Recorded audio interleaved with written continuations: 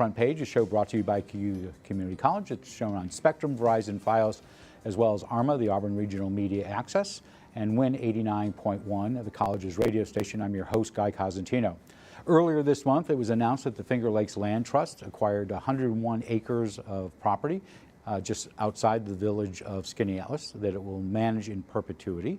The land trust was founded in 1989 and has had a steady presence in this area since then.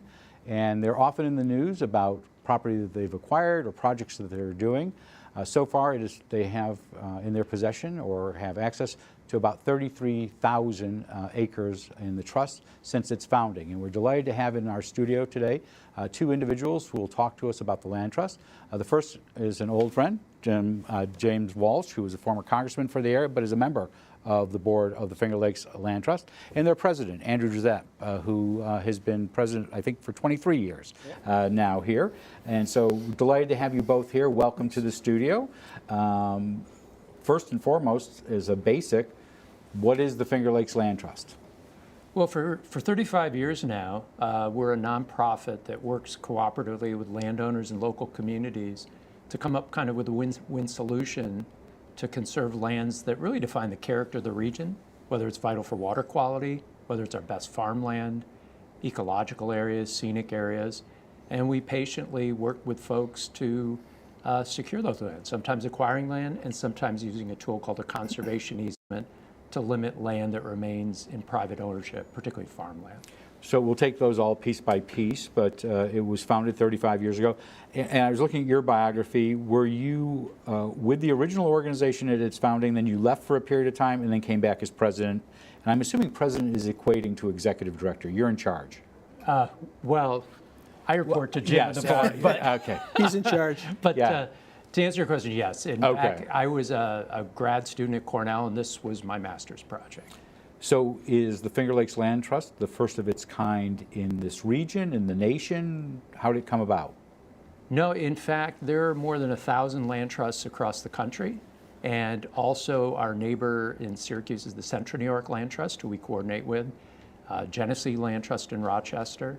And there are many of these organizations, and some are specialists, maybe focusing only on farmland, such as the New York Agricultural Land Trust, others on wetlands. But we're a generalist. We try to serve the 12-county region of the Finger Lakes by pursuing projects that the communities defined as most important. So in those 12 counties, they go from where to where?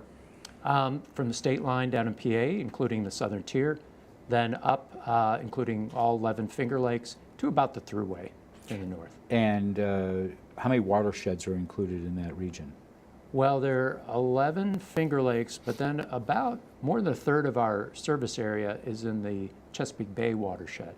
So, for example, from Cortland and Ithaca South, all that land drains into tributaries of the Susquehanna River, and we also work there. And in doing that, do you work with, I know we're going to have Dr. Adam Effler here next week, do you work with each of those local watershed organizations? Absolutely, and also local municipalities and counties and state conservation area agencies such as DEC, the Environmental Conservation Department. So many, many partnerships.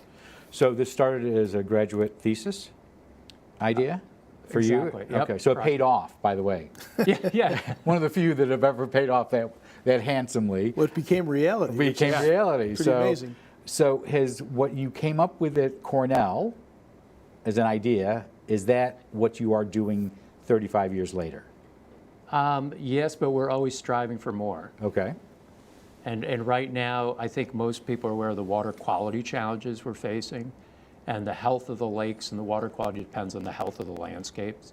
So while we've accomplished some great things, we've got a long way to go. And you're a not-for-profit, so you Correct. take donations. You're a paid member where the board is not paid, correct? Correct. How large a board do you have? We have about an 18-member board that's geographically distributed through the region, representing all corners. And the work is done by not only currently 20 staff, but also more than 200 volunteers who help us out in many ways, particularly the lands we have open to the public and maintaining them. How large a budget do you have annually?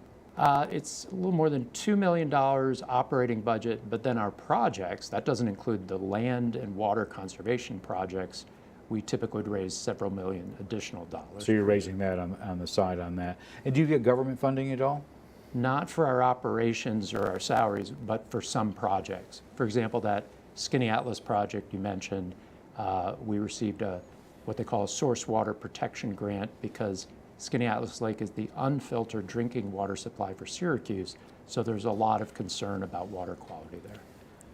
So I've known you a very long time, Yes, we have. maybe 30 plus years. Yeah, you were mayor and I was the congressman, and we did a lot of good things together. We did. And so one of those items that we worked on was the seawall. Yes, we did. It's which still standing. It's still standing. A few minutes ago, we were going to talk about a pipeline about there, but it's a different issue. Yeah. How did you get involved in the land trust? I know you've always been a nature guy. I don't mean that as a negative. Yeah, no. I grew up on Atisco Lake in the summertime. Spent a lot of my misspent youth in Auburn and Skaneateles over the years. And ultimately, I've seen photos. a lot of that became part of my congressional district. So I had Otisco, Skaneateles, Owasco, almost to Cayuga Lake. I never really represented over that far west, but as you know, I've always had an interest working with Cayuga Community College on geospatial technology, doing land use planning, and just trying to preserve this precious parcel of God's green earth. And so Andy and the Land Trust group asked me to come on, I think initially as a part of the presidential advisory group, and then I guess I graduated to be a board member, and I've been on the board I think for about 6 or 7 years now. And it's great work, and they do great work. So you talked about a lot of partnerships right there. You may not think you did, but you did. But you were, a lot of your tenure in office was about partnerships. You talked about GIS, talked about things with the county and NASA and other organizations. For you, what is the highest priority as a board member for the Land Trust? Water quality. I mean, I really feel strongly about preserving the culture, the agricultural culture of this region, the small towns. I mean, we're unique. We're very unique in the world, and I think it's the whole idea of this region with its beautiful small towns, pristine lakes, agriculture, grapes in the west, dairy more in the east. It's worth preserving. It's valuable, and tourism now has become a huge player in this region. So, there's a lot of facets to the Finger Lakes region, but this trust enables me as an individual to think globally about the environment and act locally in the truest sense. And you live on a lake. I live on a lake. I look at the lake every day, and I worry about it. I love it. I enjoy it. I swim in it. I fish in it, boat in it. So we have known for some time, and I know you have been involved in Cayuga County for decades, and there's been this continual conversation about water quality here. But it kind of hit a stunning point for many people when it hit Skaneateles in July and August. Yeah. Has that changed, or has that impacted the way people look at what work you do? Yes, but still, I think some people are still making the connections of the land to water. And in my mind, the big transformation was 2017, because some may recall that was the year we had the first region-wide cyanobacteria or toxic algae outbreaks. So, and since then, there's growing concern and awareness and effort. But again, I think that was a situation where we had a drought year followed by a very wet year. And I think we haven't gotten far enough to say that it might not happen again next year. So let's talk about what's in the news right now. By the way, we started scheduling this a year ago. And so this was not in the news when we originally tried to schedule in here, but in the last month you've made an announcement about 101 acres in just outside of Skaneateles. So what's going on there? Well, we acquired this land that was proposed. It borders Route 20, right outside the village. Our hope is it'll be sidewalk accessible someday in a conservation area that everyone can enjoy. For those who may not know, this was the property that Dr. Petropoli was going to put a sports complex on, correct? Correct, Yeah, but before that it was proposed for a strip mall, a bus depot, and I'm told a Grant's department store. So a lot of blacktop, Yeah. one way or the other, or AstroTurf. Yeah, and this is the challenge, that it happens to be located on a small brook called Shotwell Brook, which happens to flow into Skaneateles Lake right where the city of Syracuse water intake is. And we don't know for certain, but if it had been built out to what would be allowed, it would cause a greater problem for Syracuse and everyone who drinks water out of that lake. Because especially as we have climate change, we have more intense storm events, rainfall washing more nutrients and sediment into the lake. It's causing a greater problem. This is for all the Finger Lakes, but Skaneateles is the most vulnerable because that lake does not have water filtration. So we acquired it with support from New York State, but because it was identified as a top priority for protection by the City of Syracuse Water Department. But now, one of the benefits is we'll make that land accessible in an area where there are not nearby places to go for hiking and running and so on. Because a lot of that is owned by private individuals. Yeah, pretty much Skaneateles is surrounded by private property. So let's slice and dice this in pieces. The first one, was this property you had to purchase, or was it donated outright? It was a purchase, and we pursued it for about a decade. Okay. Which is common. Many of our projects, we have to go with the timeline of the owner. So a lot of our work is engaging folks, building trust, and not annoying them, sometimes over decades and generations. So in doing that, how did you fix on a price? As with a government agency, nonprofits have to document a fair price, so we commission appraisals. And in the end, how much did you purchase it for? It was $1.66 million, based on not the conservation value, but what they would call highest and best use, which in this case was a mix of commercial development on part of the property and residential. And where did the money come from? And I know you have some partnerships that go from there, but where is the money for the purchase coming from? Well, we're still raising it, so we are a charity and welcome support. But in this case, it was from a state grant that's pledged but not received, a pledge grant from the town. I'm sure money from Albany comes quicker than any money from Albany, right? No comment on that one? No comment. I never served in Albany. No comment. And we're doing private fundraising as well.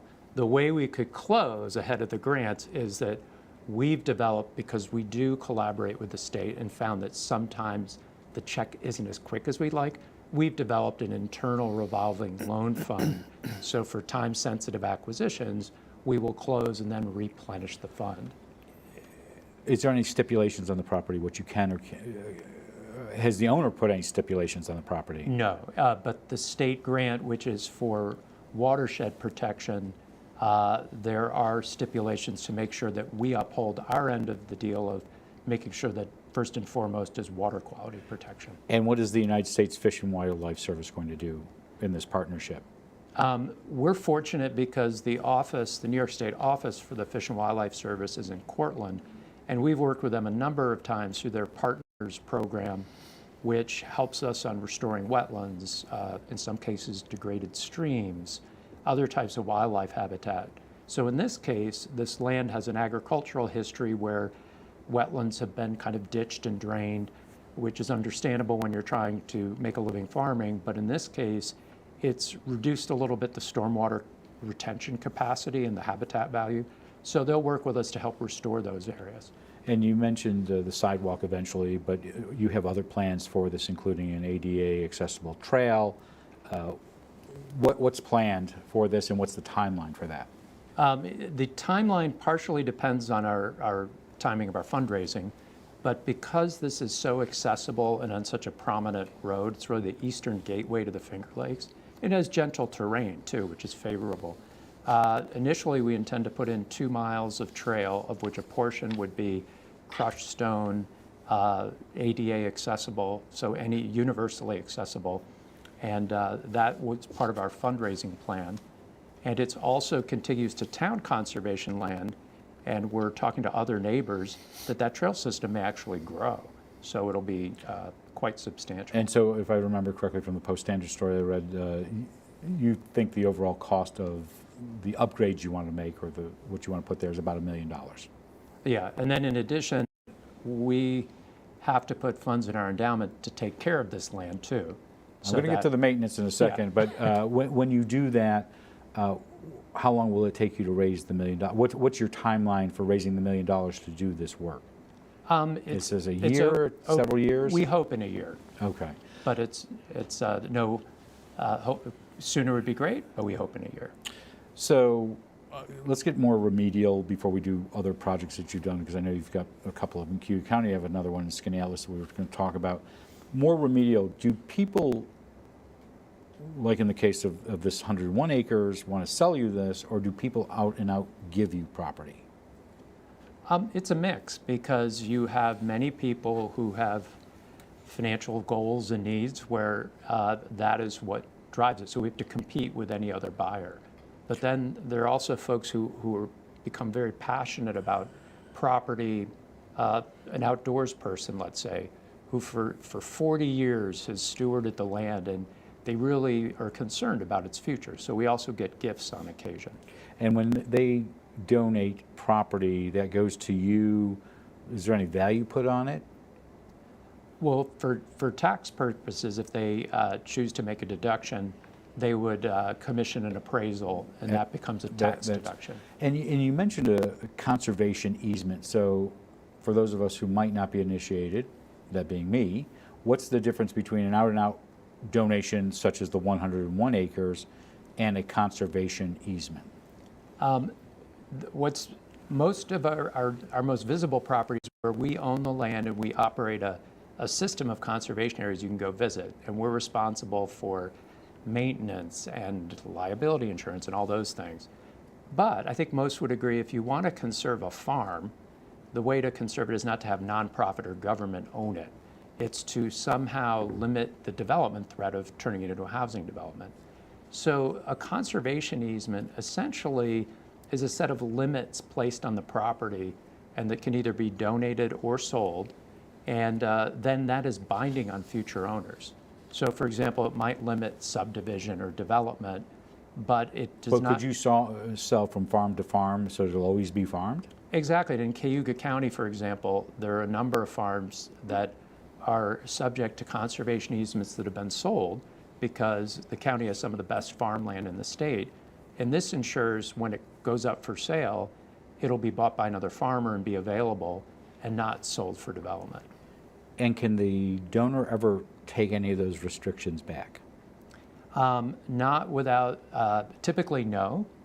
And it doesn't mean though that those properties would be immune from, say, condemnation by the government or something. Okay. So when you're looking as a board member, I'm assuming you get, I'm not going to say dozens, but maybe you get a dozen proposals a year that you look at. How do you prioritize as a board member? What is either purchased or taken? Have you ever turned down any land? Somebody said, hey, I'm going to give you this. No, we don't need this because it may have environmental issues. Oh, we absolutely turn down property because good conservation is about balance. We have housing needs, we have economic development needs, we have food production needs. And just because I own and I love the 15 acres behind my house does not mean that should be dedicated in perpetuity for conservation. Okay. So going back to when you're reviewing projects, because I'm assuming your board has to approve. Board approves all transactions, and we do it on advice and counsel from Andy and the staff. They're remarkably familiar with all these parcels. I mean, all the aspects, ecological and otherwise. So, you know, each parcel gets a recommendation from the staff. Typically, we accept their recommendations on parcels. They don't bring us parcels that we're not interested in. So where we would say, no, we don't want that. But you know, a lot of it is about retaining the agricultural character of the region. It's also so that's a priority. It's also about the Shotwell Brook parcel because it's watershed, And that watershed purifies the water running into Skaneateles Lake, which keeps Skaneateles Lake pristine. There are vistas, properties that are unique geographically that we are very interested in, the Staghorn Cliffs on Skaneateles Lake, for example. Other parcels that provide great recreational opportunities, and I'm more familiar with the eastern end of the Finger Lakes, but the Hinchcliffe Preserve on Skaneateles, or this one, or the Cayuga Cliffs Preserve, which is new, or the Is that the Dr. Joseph Karpinski? What was the property you took over? Oh, we call that one the Owasco Bluffs. Okay, and what's Owasco Bluffs for? Because people pass by that, especially if they're going to the Y camp. It's a place, we secured it because the most threatened land resource in the entire region is undeveloped shoreline. There's very little left, and when it's sold, it's developed. So we made that a priority, and we worked with Dr. Karpinski to acquire that land and set it aside. Because it has the bluffs on it, it's not a great place for lake access. Right. But it has a mile-long loop trail where you can go for a walk and get great views of the lake. And it's open to the public sunrise to sunset. And that's typical for a lot of our preserves where we're managing for wildlife habitat, but it's a place people can go to connect. And I might add, too, as a sportsman, not everyone on the board involves themselves in hunting or fishing. I do. So that's always one of my questions. Will this be accessible for hunting, for example, or for fishing? Certainly for hiking. But, you know, those parcels of land are very dear today because they're posted. A lot of property is posted now. So this does open up some opportunity for hunters and fishermen and other outdoor enthusiasts, birders, which I am one of, to use. So on the 101 acres, will there be a fishing and hunting allowed on that particular parcel? Not fishing because the creek is on the property at that point. It's It's very headwaters, so small. it's not much. Okay. And much of a hunting, flow. we do a hunting program that safety is first because we also have hikers on these places. So it will be in our hunting program. That is a free permit program, but we specify the number of hunters and then we customize it so some are gun hunting, some are, you know, bow. Does that mean you have to have staff out there for those time periods? Not on site, and that's why we're so careful. Okay. Because we don't necessarily Because you have could say staff on 25, but if there's nobody out there looking, Well, the permits are, yeah, if somebody's trespassing, you know, not trespassing, but breaking the rule, then they're going to be prosecuted. so I was trying to do the math on your website. You have 33,000 acres under your control. That equates to, if I'm doing my math correctly, about 51 square miles. That's a lot of land.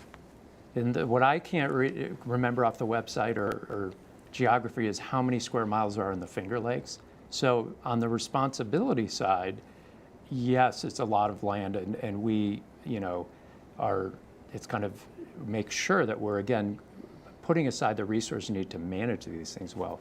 But in terms of the landscapes people cherish and the water quality that's so important, it's a tiny amount. Yeah, I don't make it negative, but it equates to about 6 times the size of Auburn.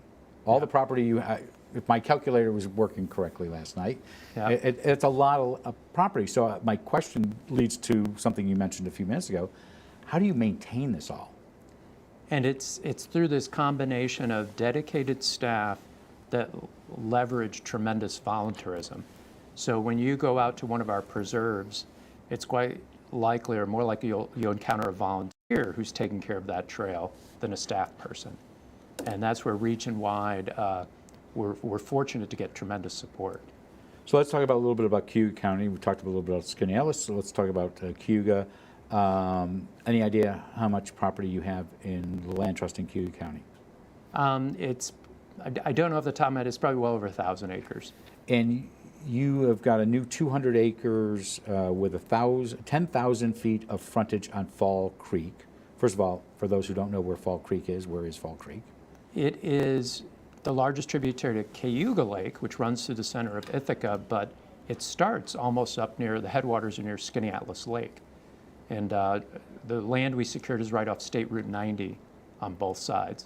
And what will you do with that property?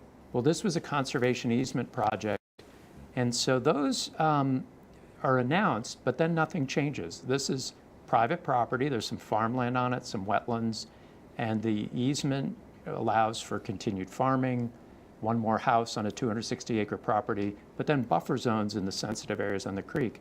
We then are responsible for monitoring that agreement, and whether it's 5, 10, 50 years from now, ensuring that that agreement is upheld. Do you ever get somebody who gives you a conservation easement and then 10, 15 years later says, you know, I'm just giving you the property? We have done a few of those, and there are properties where we might think that's a good thing, but there are others where, say with a farm, we think again that a farm should be run by a farmer, not a nonprofit. And how I first came across you was Owasco Flats. You were very involved down there and doing some projects in north of Moravia. Are you still involved there, and what are you doing down there if you are? We still are. In fact, today, that's an area where there are other partners, including the Auburn City Water Department, the State Department of Environmental Conservation, and historically the nonprofit Owasco Flats Nature Preserve, another nonprofit. And so we're not looking to manage land there. We're serving more in a catalyst role. So we currently own one parcel where the seller wanted to sell to the state wanted to buy, but the state couldn't move quick enough. So we jumped in with our revolving fund, own that land, work with Fish and Wildlife to restore some of the wetlands, and hopefully soon the state will pay us, and then we'll. So are the floatable docks there yours, or are they someone else down there in Owasco Flats? I think they're on the county. There's county also property. the county Right. has property there as well. So there's always people will say, well, there's an opposite side to this argument, and that is that we're retarding development. What's your response to that? Oh, the irony is our region is so land rich relative to population, and that we have no shortage of land. It's the question of what is attracting people here. And it's, I hear over and over, it's the lakes and the water, it's the views, and as Jim mentioned, the villages and the character. So it's more refining, and conservation in a rural area is key to economic development. And in many cases, when you get a conservation easement, you're not taking property off the tax rolls. Correct. The conservation easements, it's on the tax rolls. And So with the 101 acres, will that be off the tax rolls eventually or not?